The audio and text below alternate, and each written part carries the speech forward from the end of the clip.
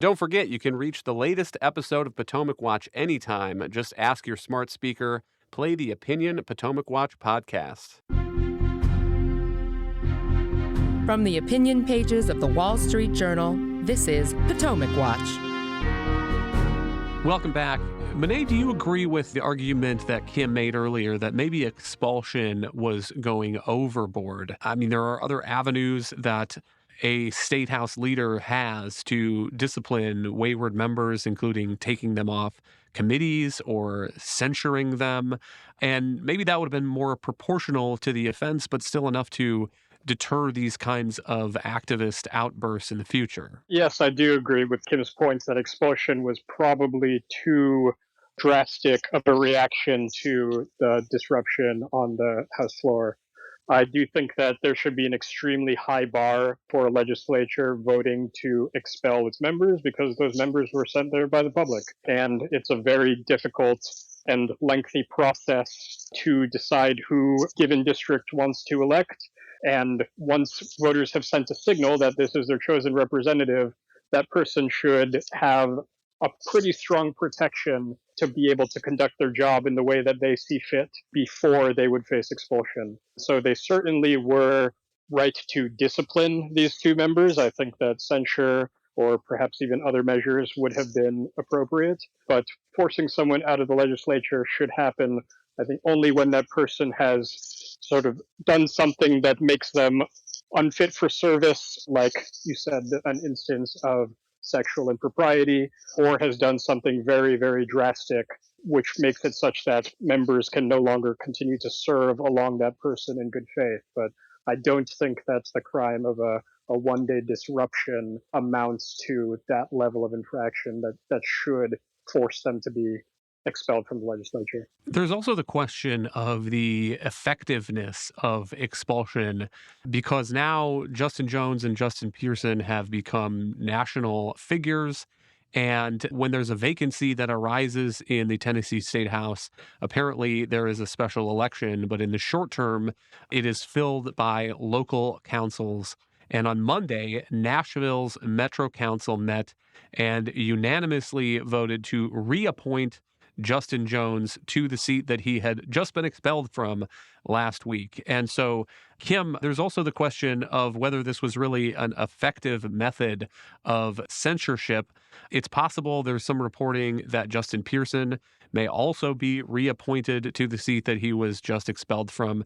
And I suppose it's possible that they will decide that this was more of a headache than they want in the future, and they don't want to repeat this kind of bullhorn protest. On the other hand, it looks like they are, at least for the moment, coming out on top here. This is something that I think both parties have lost sight of in recent decades. Not so long ago, well, I guess it is becoming a while ago, but parties understood that if you were going to take a drastic step against a member of a rival party, that you needed to have very grave circumstances and you needed to have a charge and an action that was widely supported and understood by the vast majority of the public, people on both sides.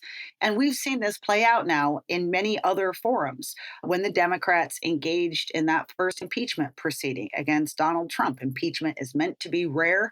It was very clear that they did not have a case that convinced Republicans in the country. It was very facile on its top level. More recently, Alvin Bragg's decision to prosecute a former president of the United States. Again, you ought to have really extreme circumstances. You ought to have proof of a very serious crime so that you can convince the public that the actions that you are taking are merited, and rather than that they are a partisan retribution or a political play. And we've seen the parties move away from this. I think it doesn't help as well that you have other examples of leaders in chambers taking steps, again, that seem to be very partisan. And of course, what comes to mind is Democrats stripping Marjorie Taylor Greene of her committee assignments in the House Democrats doing that, Nancy Pelosi blocking the picks of Kevin McCarthy to the January 6th committee. There's been a lot of high-handed measures. It lowers the bar. And then I think you get more people willing to engage in these actions. It's a very debilitating cycle. And as you note, Kyle, it means that it's not very effective. In the end, these people are returning because the Nashville Metro Council in this place immediately felt as though this was partisan and returned Justin Jones to his seat. And what you ought to be aiming for are actions that strike people as merited and strike people as fair. To have made that case, Nashville Metro Council wouldn't have returned them. And that just is proof that this did not send a message that a lot of people could believe it. But the broader story that I think makes this so interesting is I think there's a lot of selective outrage over what some people call undemocratic behavior. And this is just one example of you have elected legislators who are blocking the daily business taking place in the state house. And then they are expelled in normal course of business with a vote that is taken by their colleagues. It's not clear to me really who's really being undemocratic here.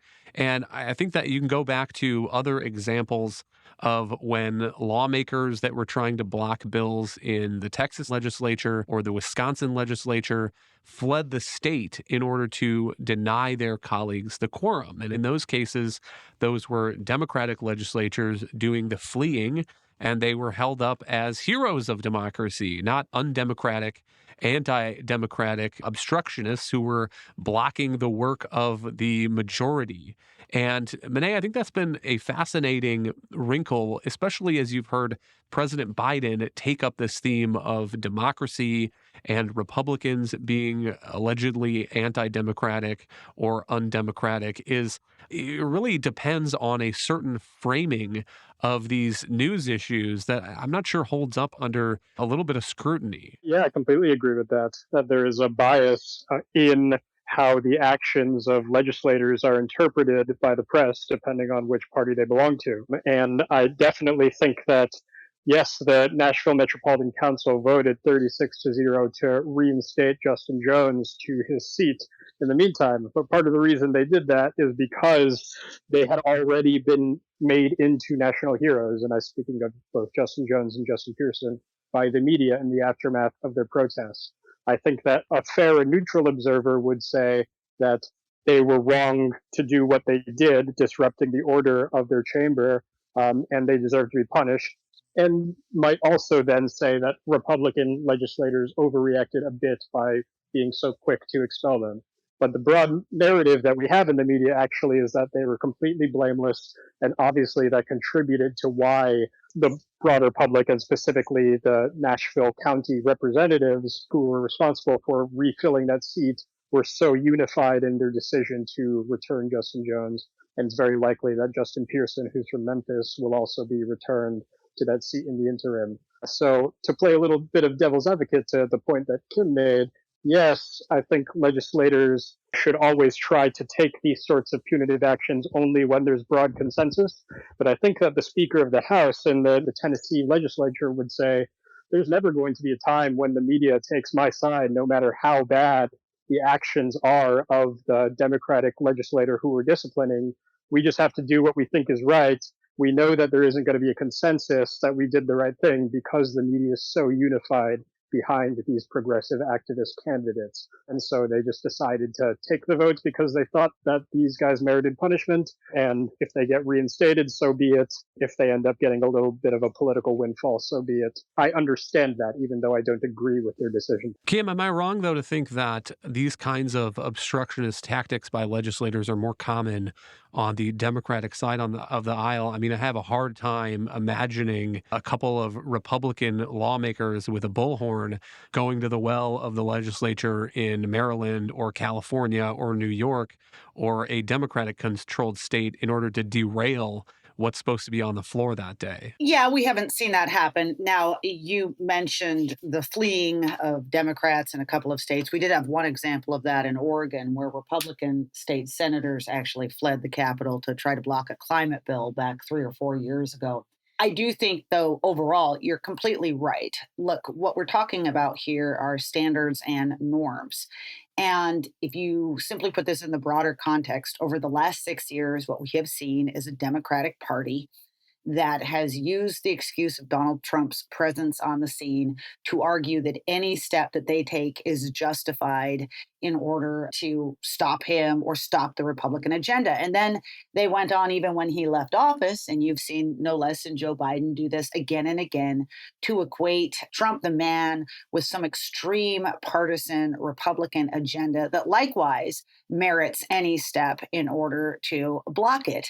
And so, to the extent that we have had this erasing of standards and norms, it has been because Democrats have been taking many of the first steps there. I mentioned Nancy Pelosi and her antics on the floor. We saw it in terms of the crazy investigations Democrats lodged in the House against Trump, where they broke all kinds of traditional norms and standards, whether it be about demands over executive privilege or contempt citations against Trump officials. There's been a lot of really nasty behavior. And again, this gets to my point that we need to remember again. I mean, I understand what Renee was saying, and I can see why the Republicans there felt they had to do this. But I think until this country gets to a point where we remember again that taking these actions are going to be counterproductive and will continue to put us into a lower bar in terms of behavior until people remember that we need to be stepping back and reserving these kinds of actions for truly extreme situations. And, unfortunately, Democrats have really lowered the bar on what counts as extreme and what they then justify as allowable behavior. Thank you, Kim and Monet. Thank you all for listening. You can email us at pwpodcast@wsj.com. If you like the show, please hit that subscribe button, and we will be back tomorrow with another edition of Potomac Watch.